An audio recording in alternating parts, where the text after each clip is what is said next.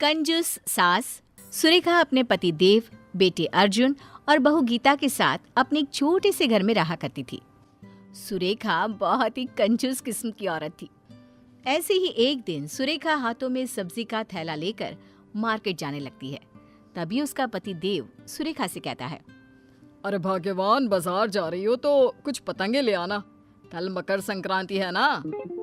तभी वहाँ सुरेखा की बहू गीता भी आ जाती है और वो अपनी सास से कहती है, और माँ जी साथ में दही, चूड़ा, गजक, रबड़ी, मूंगफली ये सब भी ले आना। पता नहीं कैसा पति, बहू और बेटा मिला है, हर समय पैसे को उड़ाने की सोचते रहते हैं। ये नहीं कि कुछ पैसे बचा लो और इन फिजूल के खर्चों को कम करो। अरे बहू, इन सब चीज की क्या जरूरत है, घर में बनाए तो है तिल के लड्डू, उन्हीं से काम चल जाएगा। ये बोलकर सुरेखा मार्केट जाती है और मार्केट से आते हुए देव और अपने बेटे के लिए कुछ पतंगे खरीद लेती है। घर आने के बाद कितने पैसे खर्च हुए सुरेखा उन सभी का हिसाब करने लगती है। तभी अर्जुन वहां आता है। माँ, पापा ने आपको पतंग लाने को कहा था ना, उनमें से कुछ पतंग देना तो। मैं पापा के साथ ऊपर पतंग उड़ाने जा रहा हूँ। अरे पर बेटा, वो पतंग तो तेरे पापा ने मकर संक्रांति के लिए मंगवाई थी, इसलिए कल ही उड़ाना, आज रहने दे। माँ, आपकी ये कंजूसी करने की आदत कभी नहीं जाएगी। आप मुझे पतंग दो, कल के हम कल देख लेंगे। मार्केट में पतंग खत्म नहीं हुआ है, अगर कम पड़ेंगे तो हम और ले आएंगे। अर्जुन के बोलने पर ना चाहते हुए भी सुरेखा को पतंग देना पड़ता है और अर्जुन कुछ पतंग लेकर छत पर उड़ाने के लिए चला जाता है। थोड़ी देर बाद उनके दरवाजे पर उनकी पड़ोसन सुमित्रा आती है और सुमित्रा गीता के हाथ में कुछ तिल के लड्डू देती है। जिसके बाद गीता भी किचन में से कुछ तिल के लड्डू एक टिफिन में पैक करके सुमित्रा को देने के लिए जाने लगती है। तभी सुरेखा रसोई में आ जाती है और गीता के हाथों से टिफिन लेकर बोलती है, अरे बहू, ये क्या कर रही है? टिफिन भर के लड्डू देना जरूरी है क्या? अब सुरेखा टिफिन के सारे लड्डू निकालकर उसमें बस एक लड्डू रखकर टिफिन गीता को वापस कर देती है। आप ठीक है, ले आप जाकर ये टिफिन सुमित्रा को दे दे। पर माँ जी, उन्होंने हमें इतने सारे लड्डू दिए और हम उन्हें ये एक लड्डू देंगे, अच्छा थोड़ी ना लगेगा। अरे तो क्या हो गया, उनके घर में भी तो लड्डू बने हुए हैं ना। और अगर इसी तरह टिफिन भर भर के तू पड़ोसियों को लड्डू बांटने लगेगी तो सारे लड्डू खत्म हो जाएंगे। फिर तेरे ससुर और तेरा पति दोनों कहेंगे, लड्डू तो तुमने दिया ही नहीं, अब हम अपने स्टाफ को क्या दें? इसलिए इतना ही काफी है, जा आप दे दे। एक काम कीजिए माँ जी, ये लड्डू आप खुद ही सुमित्रा आंटी को दे दीजिए, मैं नहीं जाने वाली। ये बोलकर गीता वहां से चली जाती है और सुरेखा खुद जाकर सुमित्रा को तिल के लड्डू का टिफिन देती है। सुमित्रा टिफिन देखकर हैरान हो जाती है और मन ही मन खुद से कहती है, इस कंजूस ने आज टिफिन में लड्डू दिया है, जरा टिफिन खोलकर देखूं तो। जैसे ही सुमित्रा टिफिन खोलकर देखती है, उसमें एक लड्डू देखकर सुरेखा से कहती है, अरे बहन, इतने सारे लड्डू देने की क्या जरूरत थी। अब एक काम करो, ये लड्डू भी तुम ही रख लो, ठीक है? मैं चलती हूँ, हैप्पी मकर संक्रांति। सुमित्रा सुरेखा के हाथों में लड्डू का टिफिन देकर वहां से चली जाती है। जिसके बाद सुरेखा अपने कमरे में जाकर पतंगों को गिनने लगती है। तभी देव वहां आ जाता है। सुरेखा, जल्दी से कुछ पतंग दो ना, मेरी सारी पतंग कट गई है। क्या? सारी पतंग कट गई? अरे तुम दोनों बाप बेटे पागल हो गए हो क्या? मकर संक्रांति कल है, पतंग कल उड़ानी है, आज नहीं। पर तुम दोनों ने तो आज ही सारे पतंग उड़ा उड़ा कर खत्म कर दिए, अब नहीं है पतंग, जाओ। अरे भाग्यवान, तुम्हारी कंजूसी करने की आदत कब जाएगी? पतंग है तो पतंग लेकर ही आए हैं उड़ाने के लिए। हाँ तो पर कल उड़ाना ना पतंग। अब अर्जुन को भी नीचे बुला लो, खाना खाने का समय हो गया है वैसे भी। जिसके बाद सुरेखा के कहने पर देव अर्जुन के साथ नीचे आता है और सब खाना खाने बैठते हैं।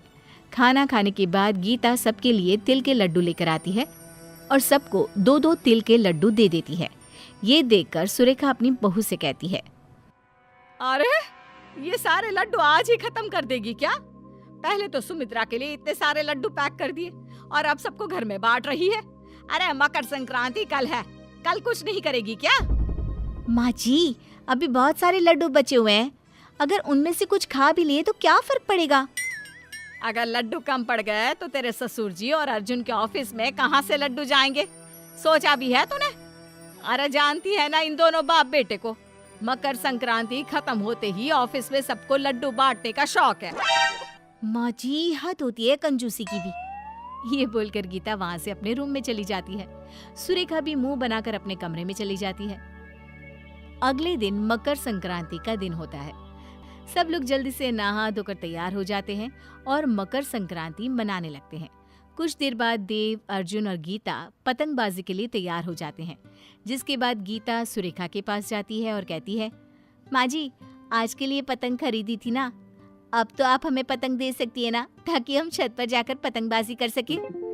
हाँ हाँ देती हूँ। ये बोलकर सुरेखा पतंग लेने के लिए जाती है, जहाँ उसने अपने 2 पालतू तोतों को रखा होता है। उन तोतों को देखकर सुरेखा खुद से बोलती है, सबको पतंग उड़ाने की पड़ी है, पर कोई एक बार भी इन बेचारे पक्षियों के बारे में नहीं सोचता जो खुले आसमान में उड़ रहे होते हैं। पतंग उड़ाने की वजह से न जाने कितने पक्षी घायल हो जाते हैं और अपनी जान से हाथ धो बैठते हैं। पतंग उड़ाने के लिए सब पूरी तरह से तैयार हो जाते हैं और अपनी सेफ्टी भी कर लेते हैं ताकि उन्हें चोट ना लगे, पर पक्षियों के बारे में कोई नहीं सोचता।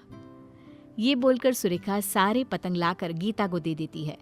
तभी वहां देव और अर्जुन आते हैं और कहते हैं, क्या कर रही हो गीता? हम कब से तुम्हारा छत पर इंतजार कर रहे हैं और तुम हो जो पतंग लेकर नीचे खड़ी हो। अच्छे से तैयारी कर लेना। हाँ हाँ भाग्यवान, पूरी तरह से तैयारी कर ली है, कुछ नहीं होगा हमें अब। चलो अब। मैं आप सबकी नहीं, उन मासूम पक्षियों की बात कर रही हूँ जो बोल भी नहीं सकते। न जाने आज कितने मासूम पक्षी इन पतंग के मंझों से घायल हो जाएंगे। आप लोगों का क्या है, आप तो मजे कर लेंगे, पूरे दिन पतंग उड़ा लेंगे, पर जान से हाथ कौन गवाएगा? ये पक्षी, आप लोगों को एंजॉय करना है, पतंग उड़ाना है, जाओ जाओ भाई आप। सुरेखा की बातें सुनकर तीनों हैरानी से एक दूसरे को देखने लगते हैं और फिर पतंग नीचे रख देते हैं। गीता अपनी सास से कहती है, माँ जी, आपने सही कहा, हमारी वजह से आज के दिन पता नहीं कितने निर्जीव पक्षी घायल हो जाते हैं, वो अपनी जान से हाथ गंवा बैठते हैं। आपने आज मेरी आंखें खोल दी। मैं आज ये पतंग नहीं उड़ाऊंगी, बाकियों को उड़ाना है तो उड़ा सकते हैं। सुरेखा, तुम भले ही कंजूस हो, पर आज तुमने हम सबको एक बहुत अच्छी सीख दी है, इसलिए आज से हम लोग भी पतंग नहीं उड़ाएंगे और ऐसे ही मकर संक्रांति मनाएंगे। सही कहा पापा, हम हमेशा अपना मज़ा पहले सोचते हैं, लेकिन कभी उस मज़े में किस तरह इन बेजुबानों को नुकसान पहुंचा रहे हैं वो नहीं सोचते। पर आज के बाद ऐसा नहीं होगा। जिसके बाद गीता, देव और अर्जुन पतंग नहीं उड़ाते और उसकी जगह परिवार के साथ समय बिताना, छत पर बैठकर दूसरे लोगों को देखना और पड़ोसियों के साथ गप्पे लगाना, गेम्स खेलना और इस तरह दिन का मज़ा लेना जारी रखते हैं।